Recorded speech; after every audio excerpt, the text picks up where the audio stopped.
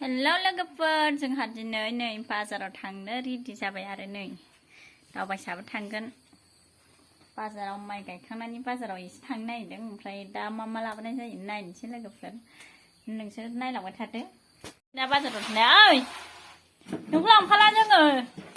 लादु दालिया लादु ने लांला नोंखौ लांफाला नै दालिबो लाबाय एसे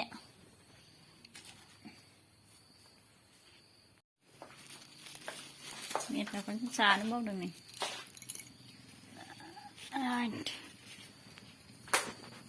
नै दाबाय आंहा बेग लाबाय नै बेग लाबाय आंहा थर' ओमफ्राय थाबायनांगोनसो नोङो बाजाराव थांनो ओंखारबाय नै लामाया दावबायसाफोरनाबो दावबायसा बाजार ओइ दावबाय बा मालाय बाजार मोना नै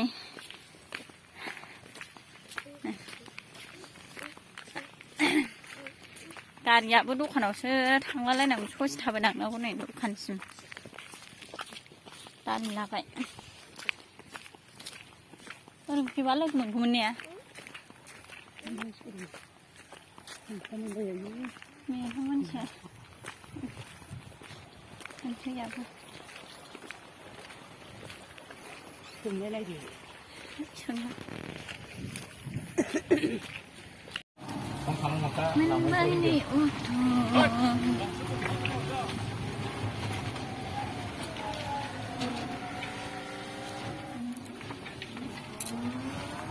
फिलफिलि फैगोन ना फैलालै एसे सानबायमोन जोंहा हा ओहो रावबो खिथाया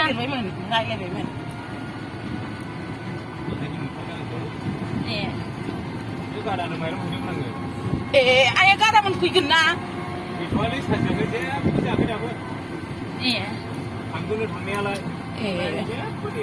माइरं लायदों माइरं गावगा थाङाखै आंनो हरखादों आं लाबोनांगोन ए बेग मोनबेसे ए फैसाया आंनो मोनबावनांगौमोन ना दाख्लै हाग्रा एवदों 3000 मोननांगौ दा फन खालामहरनानै थांनोसै होनबालाय लामा मोजां मोनबाय नै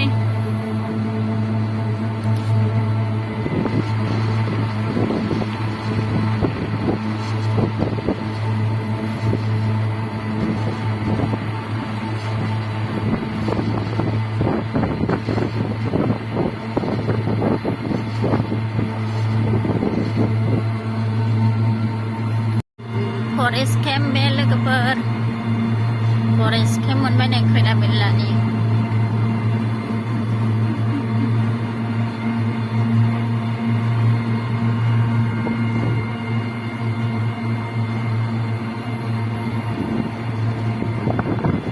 बोरमाया सोरसोना आयै अमाया गबोखोना माखौ फाननो लाबोनायालाय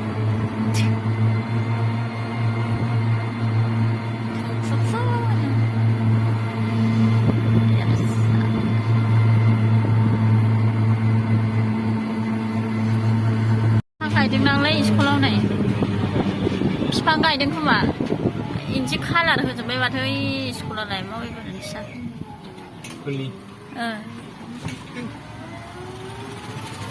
मा जाखो गारियालाय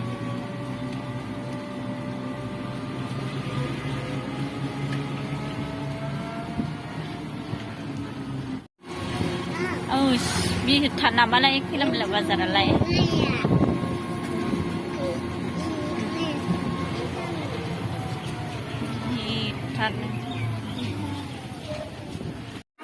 खैला मैलायानो अयथासार गिदिर जादों दिनै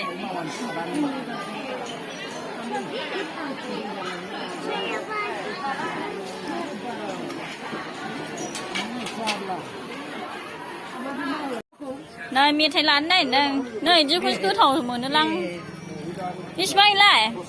25 25नो लायो लादो प्लास्टिकनि नै हा एखे दाम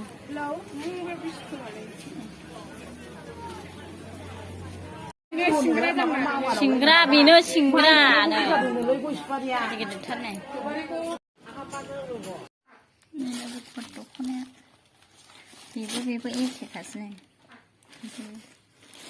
मेथाइ लाबोबाय ओमफ्राय साथा गंसे ब्लाउस गांसे